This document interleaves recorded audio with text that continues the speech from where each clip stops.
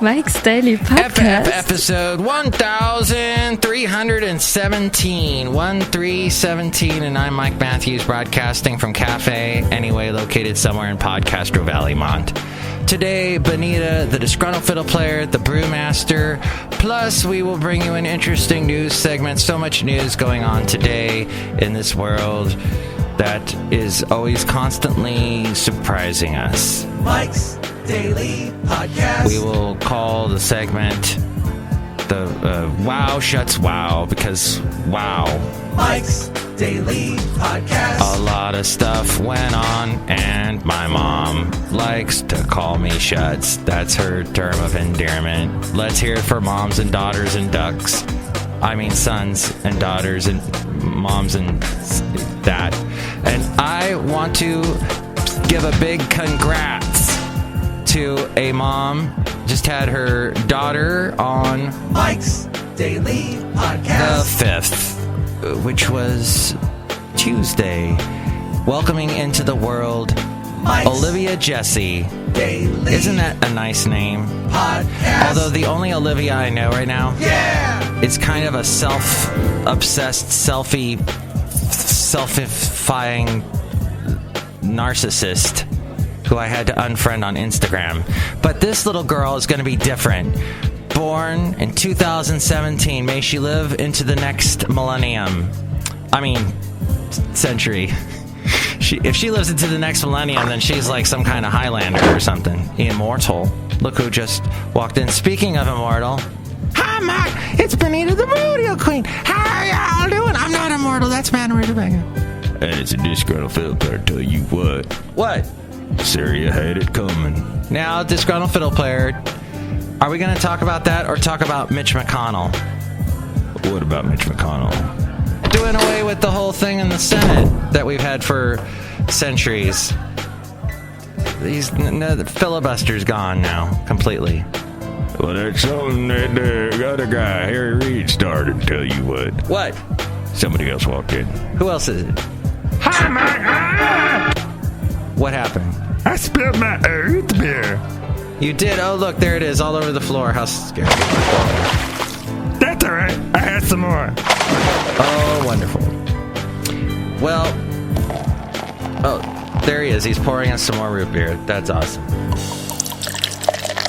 Folks, this is going to be a short show today. Nothing's working right here at Cafe Anyway. And at my job...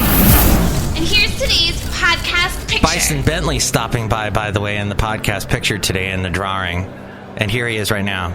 That's right, Mike. I came in with the Brewmaster. Do you know that? And did you bring some root beer too? Yeah. This time you get the full sound effect. Do you know that? Thank you. Yes, so today, lots of stuff been going on at my job where there was suddenly this rainstorm, and it came out of nowhere. In April, in the Bay Area, that's crazy to get rain, that big of a rainstorm. I was walking Basil the Boxer when it started coming down a little bit before 6, and I got drenched. Basil got drenched, but he loves it when we come home, and then I give him a big towel over, and he loves the towels. I put like several towels on him and just dried him off. He loved that. Now he's nice and clean.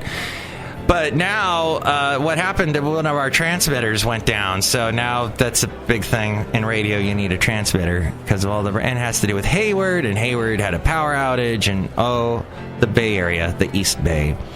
So that might curtail our show. I would like to say there's been a bleep hole spotting at speaking of Podcastro Valley, at the corner of Seaview and Center. Well, that bleep hole has gone, because what it was somebody was redoing a house, and they had one of those huge, ugly dumpsters out front that had graffiti all over it, and was throwing all the stuff out of the old house and was building the house up, and it took over a year, and I'd have to walk past that all the time with my dog, Basil the Boxer, as we were walking. Well, and then it got more and more bleep hole-ish as they were putting in slate, they gotta have the slate in there, and they gotta have all their stainless steel appliances and the granite countertops and all that crap.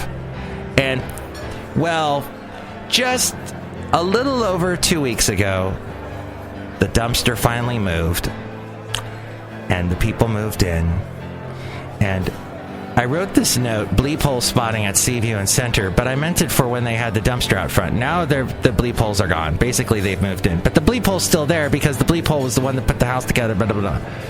But then I saw a nice lady that was bringing her stuff in out of her little Miata or something into the house, and I felt bad for the rage I was feeling. And I decided the rage needs to be assuaged, posit, one of those words. And now I feel only good thoughts for people, because we're living in a world where bad things are happening, as you know, in the news.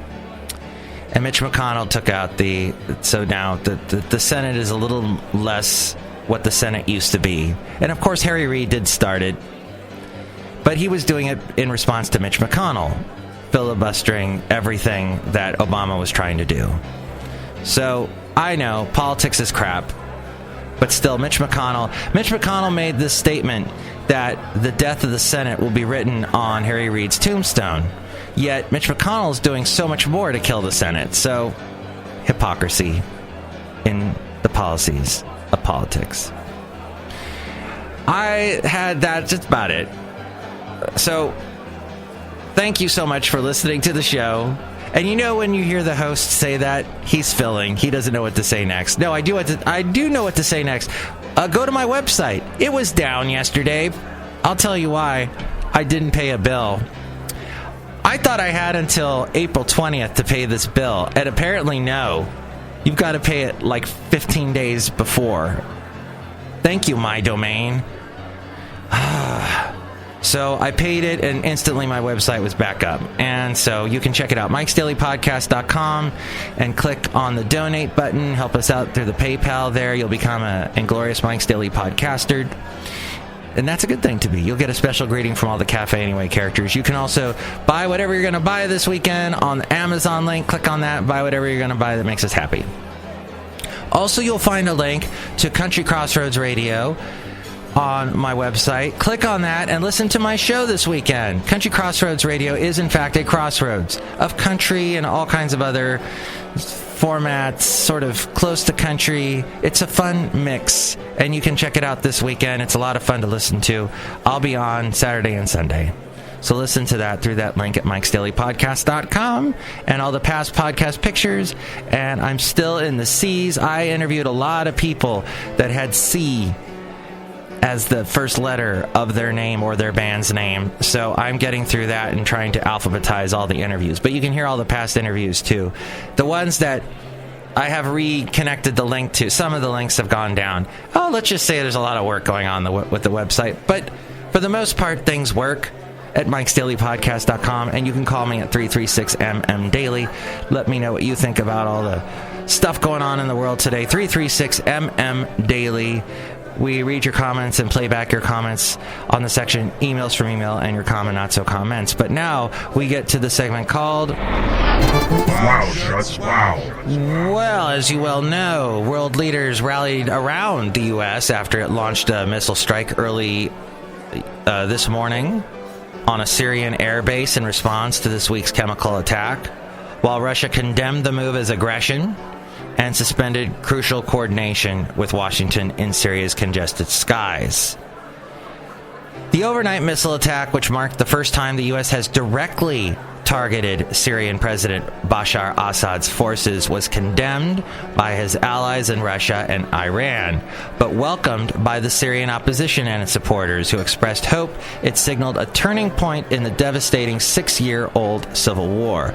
The bombing represents Trump's most dramatic military order since taking off, and it thrusts the U.S. administration deeper into the complex Syrian conflict.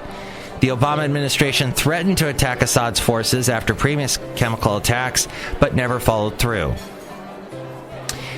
And let's just read between the lines right there. Thank you, Associated Press. But in fact, Obama he made that red line, And then Putin jumped in and negotiated a deal.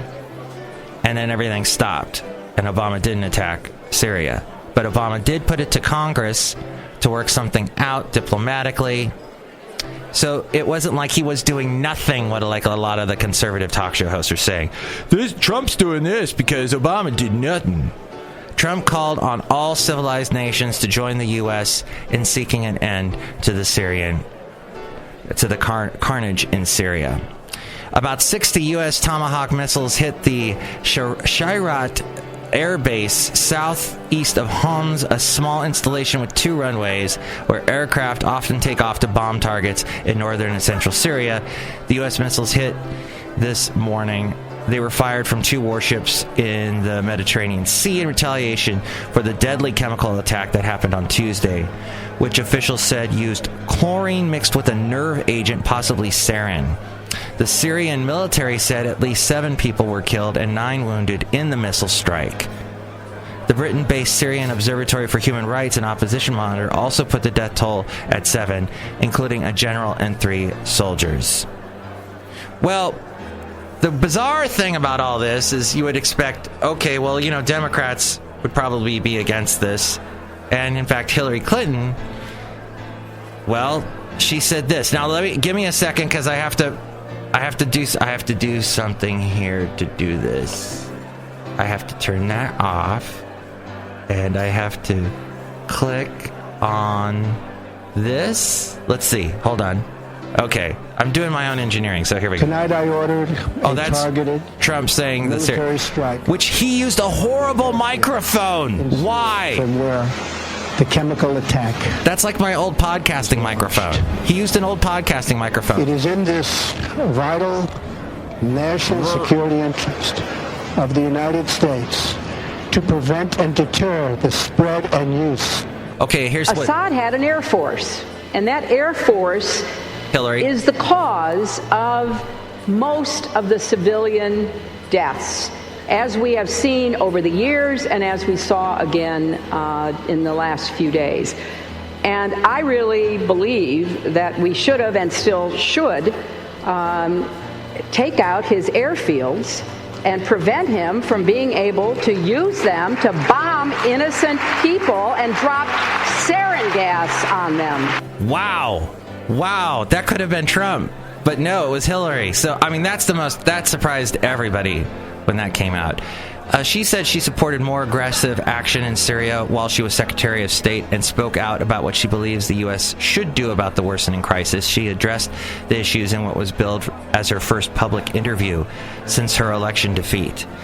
Clinton said that during President Obama's first term, or as Obama, as she and some people would like to pronounce the name, she and then CIA Director Leon Panetta had created, quote, a plan to move aggressively to provide backup to what I thought would be a one-sided battle. This was before ISIS. I believe then that we should have done more at that point. There are not easy decisions. These are not easy decisions. That's why you want to get the best info you can. I then did promote a no-fly zone. I still believe we should have done a no-fly zone. I think we should have been more willing to confront Assad, she said. Now, somebody called into C-SPAN, as you know I love to watch, and Pedro, of course, was on this morning. Not Greta. Damn. But Pedro's awesome.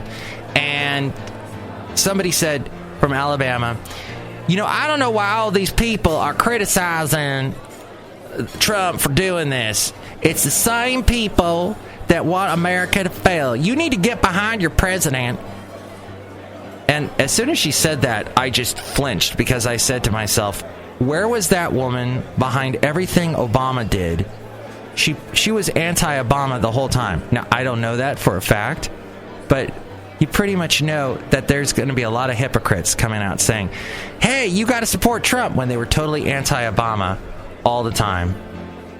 And that's not even funny. That's not even funny. Thank you. So finally, I wanted to get to something non-political, and that is the Periscope.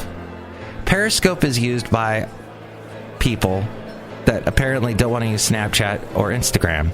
But when Periscope debuted live 360-degree broadcasting late last year, it was only available to a handful of users. Now that's changed. A tweet from the company announced that as of today, anyone who's broadcasting either from the iOS app with an attached Insta360 Nano or via the producer software can be part of the spherical zeitgeist. Periscope says that you'll need the producer app specifically if you want to do a 360 broadcast. This is getting big. You know where else it's getting big? In porn, too. Honestly, until we have more cameras capable of grabbing 360-degree video, and more important than that, cheaper and smaller ones, this is probably not going to see a lot of use outside of the people who've been utilizing it in the first place. And I don't even have a way to... Now, I don't think I have a way to play it back. There's a lot of questions behind this, but it is becoming a big thing. So that is... Live 360 video on Periscope allows a broadcaster to go live and share the entire surrounding environment. Is apparently what it does. So maybe you're listening to this podcast in 360, which I don't even know how you are doing that because I don't even know what it is, so it's kind of weird. But it's going to become a thing, and I talked about it first, and I don't know what I'm talking about as we go outside a cafe. Anyway, we're bringing Mike's Daily Podcast somewhere in Podcastro Valley. So I do know, I think it's kind of like what we've had, when you go on Google and you're looking at the maps and you go down to the street view and you can go and look 360. It's the same thing, only with video. I've answered my own question. That was fun. Next show, it's going to be the immortal Madame Rootabega. We'll get to Valentino, and Bison Bentley will be back. That's great, Mike. I can't wait. Do you know what? Mike, I gotta go back inside because it's still kind of rainy out here. Hey, power outages. Mike's Daily Podcast is written and produced and performed by Mike Matthews. His podcast is super easy to find. Download or listen to his show and read his blog at MIKEs-DAILY-PODCAST.com. Email Mike now at MIKEs-DAILY-PODCAST@gmail.com. See you tomorrow. Bye!